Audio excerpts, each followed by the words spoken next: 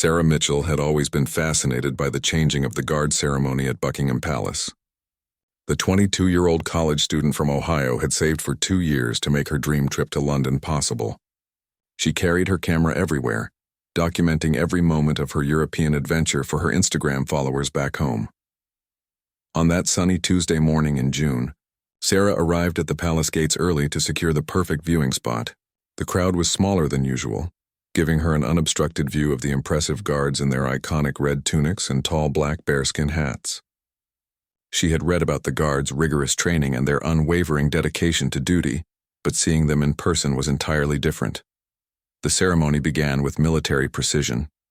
Sarah watched in awe as the guards marched in perfect formation, their movements synchronized like clockwork. She snapped photo after photo, trying to capture the majesty of the moment. The morning sun cast long shadows across the courtyard, creating the perfect lighting for her shots. As the ceremony progressed, Sarah noticed one particular guard, who seemed younger than the others. He stood perfectly still at his post, staring straight ahead with the stoic expression that the Queen's Guard was famous for. His uniform was immaculate, every button polished to perfection, and his posture was ramrod straight despite the weight of his ceremonial rifle. What Sarah didn't realize was that this guard, Private James Wellington, was having the most challenging day of his military career. It was only his 3rd week on ceremonial duty, and he was still adjusting to the intense scrutiny that came with guarding one of the world's most famous palaces. The previous night, he had received devastating news that his younger sister had been diagnosed with a serious illness, and he was struggling to maintain his composure while on duty. The tourists around Sarah began to disperse as the main ceremony concluded, but she remained mesmerized by the lone guard who continued his watch. She had heard stories about tourists trying to make the guards laugh or break character, but she had also read about the serious nature of their duty and the respect they deserved. Sarah's phone buzzed with notifications from her social media followers, all eager to see more of her London adventure. She had promised to create content that would give them a real taste of British culture, and the Royal Guards were undoubtedly one of the most iconic symbols she could share. As she adjusted her camera settings for one final shot, Sarah noticed how the guard's eyes seemed distant, almost troubled. For a moment she forgot about the ceremonial aspect and saw him simply as a young man, probably not much older than herself, standing alone in the vast courtyard. The morning crowd had thinned considerably, leaving only a handful of tourists scattered around the area. Sarah found herself in an almost empty space near the guard's position, with an unprecedented opportunity to observe the ceremony up close. She had never been this close to a Queen's Guard before, and the experience was both thrilling and humbling.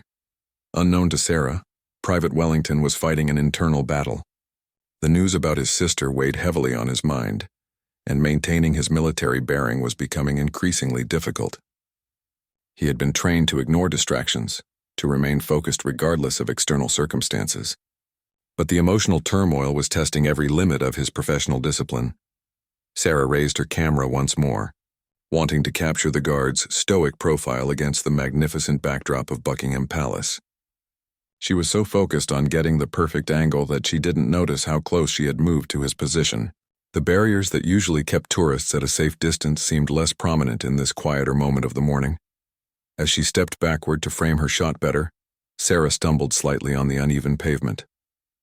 Instinctively, she reached out to steady herself, and in that split second of lost balance, her hand brushed against the guard's arm. The contact lasted barely a moment, but in the world of royal protocol, it was a significant breach that would set in motion a chain of events nobody could have predicted. The moment Sarah's hand made contact with Private Wellington's uniform, time seemed to freeze. She immediately realized what had happened and jerked her hand back, her face flushing with embarrassment. She had read the warning signs posted around the palace about not touching the guards, but in her moment of lost balance, instinct had overridden knowledge. Private Wellington felt the touch but maintained his rigid posture, though inside, his mind was racing. Protocol demanded that he remain motionless and report any incidents through proper channels, but the unexpected human contact had stirred something within him. For just a moment, the warmth of another person's touch had cut through the emotional isolation he had been feeling since receiving the news about his sister. Sarah quickly stepped back, looking around nervously to see if anyone had witnessed the incident. The few remaining tourists seemed oblivious, engaged in their own photography and conversations. She considered walking away quickly, pretending nothing had happened, but something about the guard's demeanor made her pause. What she couldn't see was that Private Wellington's eyes had momentarily shifted, a tiny break in protocol that only someone looking very carefully might notice. Behind his stoic expression, he was processing not just the breach of protocol, but the genuine concern he had glimpsed in the young woman's face when she realized what had occurred. Sarah found herself frozen in place, unsure whether to apologize, flee, or simply pretend the incident hadn't happened. Her heart was pounding, not from fear of getting in trouble, but from the unexpected human moment that had just passed between them. She had touched dozens of people throughout her life, but this brief contact felt different somehow, charged with an emotion she couldn't quite identify. The palace security cameras had captured the entire incident, though the operators monitoring the feeds were dealing with multiple tourists throughout the grounds and hadn't immediately flagged the brief contact as significant. However, the digital record was there, time-stamped and clear, waiting to be discovered during routine review procedures. Private Wellington's military training warred with his human instincts. He was supposed to remain focused on potential threats and maintain his ceremonial position, but he found himself acutely aware of the young woman still standing nearby. He could sense her uncertainty, her obvious distress at having accidentally breached protocol, and against all his training, he felt a desire to somehow reassure her that no harm had been done. Sarah's phone, which had been recording video for her social media, had captured the entire sequence of events. She stared at the screen in horror, watching the playback of her stumble and the subsequent contact with the guard. The video was clear enough to show exactly what had happened, and she realized that she now had evidence of her own protocol violation. The weight of the moment began to settle on both of them differently. For Sarah, it was the dawning realization that she might have caused problems for the guard, who was simply doing his job. For Private Wellington, it was the unexpected reminder that beneath his uniform and ceremony, he was still human, still capable of being moved by genuine human connection.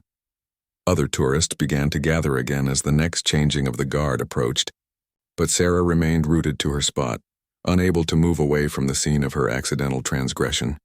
She watched the guard's face, searching for any sign of acknowledgement or forgiveness, but his expression remained professionally neutral. What neither Sarah nor Private Wellington knew was that Sergeant Major Harrison, the senior non-commissioned officer responsible for ceremonial duties, had been conducting a routine inspection tour of the guard positions.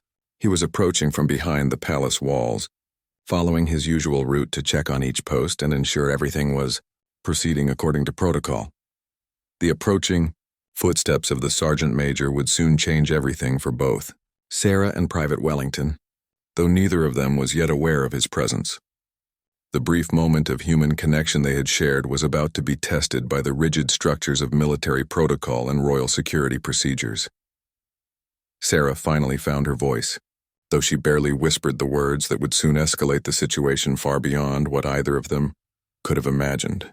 Her quiet apology, meant only for the guard's ears, was about to set in motion a sequence of events that would challenge everything both of them thought they knew about duty, protocol, and the unexpected ways that human lives can intersect.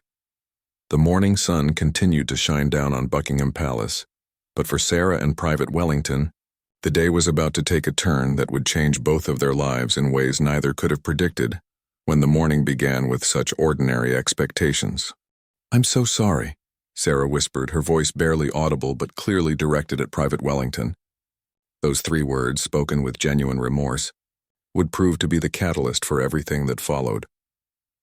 Sergeant Major Harrison emerged from behind the palace wall at precisely that moment, his trained eyes immediately scanning the area for any irregularities. With 25 years of military experience, he could spot a breach of protocol from 50 yards away, and something about the positioning of the tourist and the subtle tension in Private Wellington's posture immediately caught his attention. Private Wellington heard the familiar sound of the sergeant major's approach and felt his stomach drop. He had hoped the incident would go unnoticed, filed away as one of those minor tourist interactions that happen dozens of times each day. But Sergeant Major Harrison's presence meant that his brief moment of human connection was about to become a formal military matter. Sarah sensed the change in atmosphere, before she understood what was happening. The guard's posture, already rigid, seemed to become even more tense, and she noticed his breathing pattern change slightly. When she turned to see what had caused the shift, she found herself face to face with a stern-looking military officer whose bearing left no doubt about his authority. "Miss, please step away from the guard," Sergeant Major Harrison commanded, his voice carrying the weight of decades of military authority. His tone was not unkind, but it was absolutely clear that this was not a request. Sarah immediately complied, taking several steps backward while her mind raced to understand the implications of what was happening. The sergeant major approached Private Wellington with measured steps, his experienced eyes taking in every detail of the scene. He had witnessed countless interactions between tourists and guards over the years, but something about this situation felt different. The tourists' obvious distress and the guards' barely perceptible tension suggested that more had occurred than a simple photo opportunity. "Private Wellington, report," the sergeant major said quietly, positioning himself so that their conversation would not be easily overheard by the gathering tourists. His tone was professional but not accusatory, reflecting years of experience in handling delicate situations that could easily escalate if mismanaged. Private Wellington's training took over, and he began to provide a factual account of the incident while maintaining his ceremonial position. His words were measured and precise, describing the tourist's stumble and the brief contact that had resulted. He made no attempt to minimize what had occurred, understanding that honesty was his only option in dealing with his superior officer. Sarah watched the exchange with growing anxiety, realizing that her simple mistake was becoming a much more serious matter. She could hear only fragments of the conversation, but the formal tone and the guard's obvious stress made it clear that she had inadvertently caused significant problems for someone who had been nothing but professional throughout the encounter. "Does Sergeant Major listened to Private Wellington's report without interruption, his expression remaining neutral as he processed the information. Years of experience had taught him to gather all the facts before making any decisions, and he recognized that this situation required careful handling to protect both the dignity of the guard and the reputation of the regiment. Other tourists began to notice the interaction, some raising cameras to capture what they assumed was part of the ceremonial routine. Sarah felt increasingly uncomfortable as she realized that what had been a private moment of embarrassment was becoming a public spectacle, with potential consequences she was only beginning to understand. The sergeant major's next decision would prove to be crucial in determining how the situation unfolded. He could have handled the matter as a minor protocol breach, filing a routine report and moving on with the day's duties. Instead, his years of experience told him that something more significant had occurred, something that required a different approach entirely. "Private Wellington, you will be relieved of duty in 10 minutes, he announced quietly. "Report to my office at 1300 hours for a formal debriefing." The words were spoken in a tone that revealed nothing about his intentions, but both the guard and Sarah understood that the situation had just escalated significantly. Sarah felt her knees go weak as she realized the implications of what she was hearing. The guard was being removed from his post because of her actions, and she was now faced with the terrible knowledge that her simple mistake had potentially jeopardized someone's military career. The weight of responsibility settled on her shoulders like a physical burden. She had come to London as a carefree tourist, eager to capture memories and share them with her friends back home. Instead, she had become the center of an incident that was spiraling far beyond anything she had ever imagined possible. Private Wellington maintained his position with professional discipline, but inside he was grappling with the knowledge that his career might be permanently affected by this moment. The news about his sister, combined with the stress of the current situation, created an emotional storm that tested every aspect of his military training and personal resolve. As Private Wellington was escorted away from his post by a replacement guard, Sarah made a decision that would change the trajectory of the entire situation. Instead of disappearing into the crowd of tourists and pretending nothing had happened, she approached Sergeant Major Harrison with a determination that surprised even herself. "Excuse me, sir," she said, her voice stronger than she felt inside. "I need to speak with you about what just happened. That guard did nothing wrong. This was entirely my fault, and I can't let him face consequences for my mistake." Sergeant Major Harrison studied the young American woman with interest. In his decades of military service, He had encountered countless tourists who had caused various incidents, but very few had ever taken responsibility or shown genuine concern for the welfare of his soldiers. Her willingness to step forward and accept blame was both unexpected and noteworthy. "What's your name, miss?" he asked, his tone slightly less formal than it had been when addressing Private Wellington. There was something about her earnest demeanor and obvious distress that suggested this conversation might be worth having. "Sarah Mitchell," she replied, pulling out her identification without being asked. "I'm from Ohio and I'm here on vacation. I have video evidence of exactly what happened and I want to make sure you have the complete truth about this incident." The sergeant major raised an eyebrow at the mention of video evidence. In the age of social media and instant documentation, video footage had become both a blessing and a curse for military personnel dealing with public incidents. However, Sarah's offer to provide evidence that might exonerate his soldier was genuinely surprising. Sarah pulled out her phone and showed him the footage she had inadvertently captured. The video clearly showed her stumble, her instinctive reach for balance, and the brief contact with Private Wellington's arm. More importantly, it showed the guard maintaining his position and composure throughout the entire incident, never breaking protocol or reacting inappropriately to the situation. "As you can see," Sarah explained, "he never moved, never acknowledged what happened, never broke character at all. He was completely professional. I was the one who lost my balance, and I was the one who made contact. He just happened to be standing where my hand reached out." The sergeant major watched the video twice, noting details that confirmed Private Wellington's account of the incident. The footage clearly showed that the guard had maintained military bearing throughout the encounter and had not encouraged or participated in any breach of protocol. "Why are you showing me this?" he asked, genuinely curious about her motivations.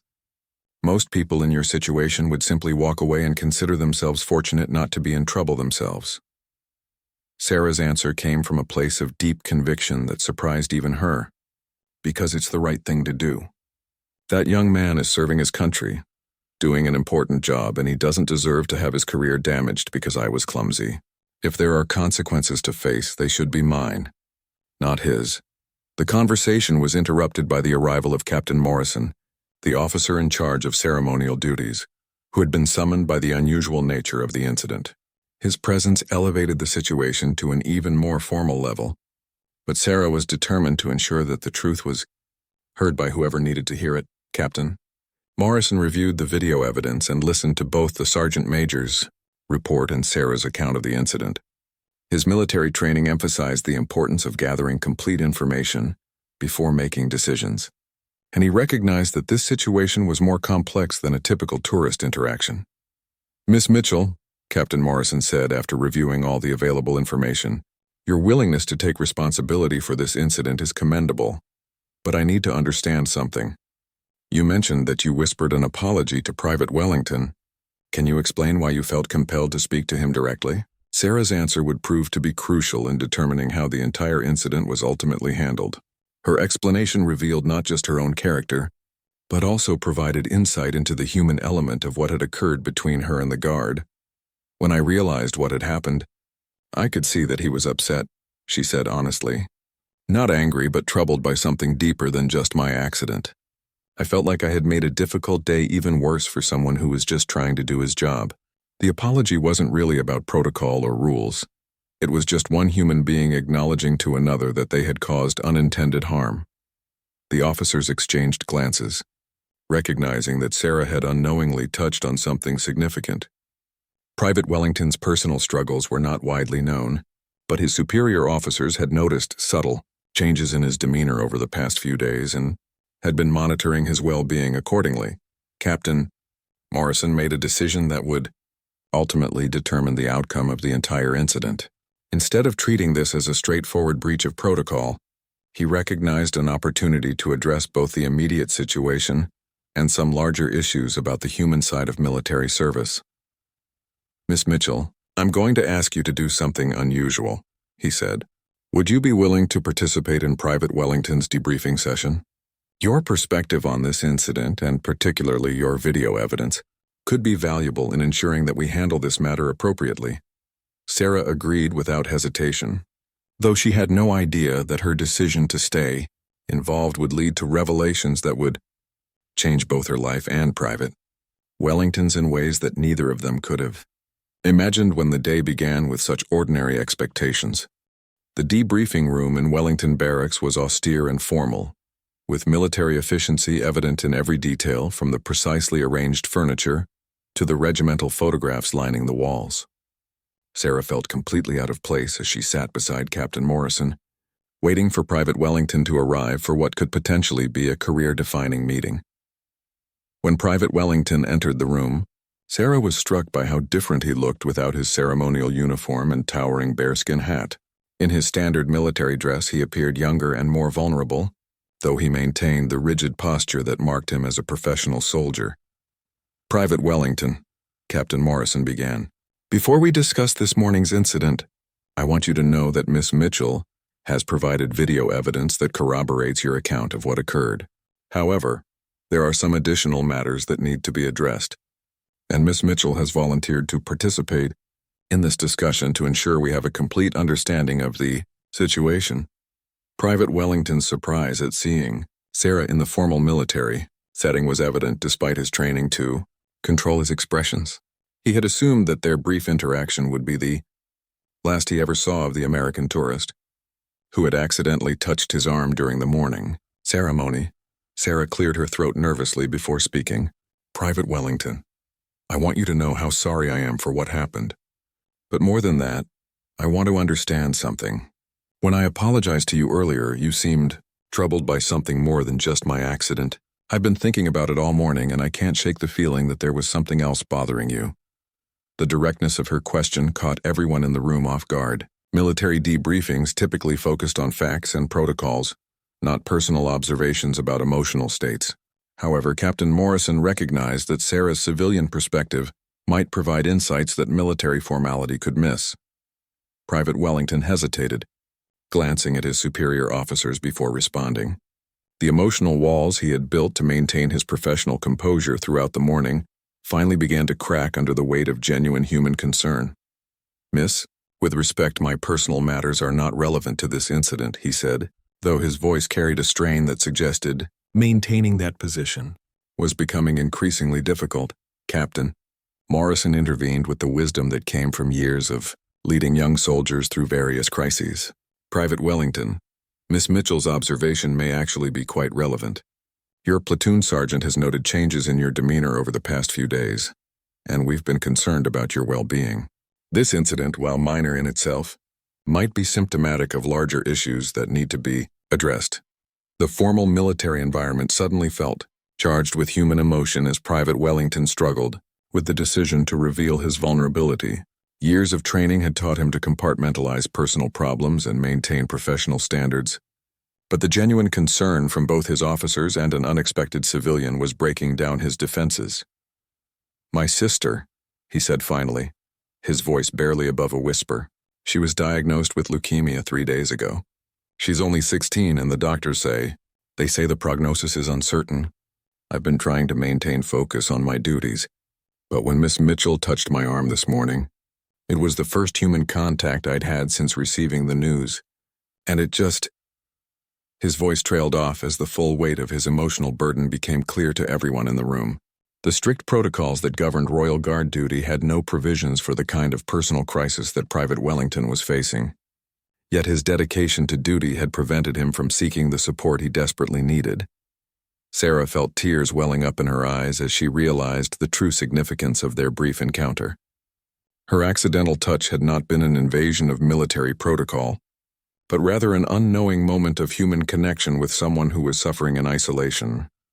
"James," she said, using his first name without thinking about military formality, "you don't have to carry this alone. When I touched your arm, I felt something too. Not romantic or anything like that, but a recognition that you were hurting. That's why I couldn't just walk away after the incident." Captain Morrison observed the exchange with the understanding that comes from years of managing the intersection between military duty and human need. The incident that had begun as a potential disciplinary matter was revealing itself to be an opportunity for addressing much more significant issues. "Private Wellington," he said with a gentleness that transformed the formal atmosphere of the room, "why didn't you request compassionate leave to be with your family during this crisis? The regiment has procedures in place to support soldiers facing family emergencies. The answer revealed the depth of Private Wellington's dedication and the misplaced sense of duty that had been causing him additional suffering. Sir, I didn't want to let down my unit. The ceremonial duties are important, and I thought I could handle my personal problems without affecting my professional responsibilities. Sarah and the military officers realized simultaneously that they were witnessing the human cost of excessive dedication to duty. Private Wellington's commitment to his responsibilities was admirable, but his reluctance to seek help had created a situation where his effectiveness as a soldier was actually being compromised by his determination not to compromise it. The formal debriefing was transforming into something much more significant, a moment of genuine human connection that would change how all of them understood the relationship between duty and humanity, protocol and compassion, military service and personal need.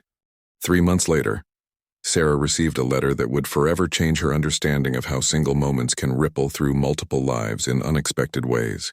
The envelope, bearing the distinctive crest of the British Army, had traveled across an ocean to reach her small apartment in Columbus, Ohio.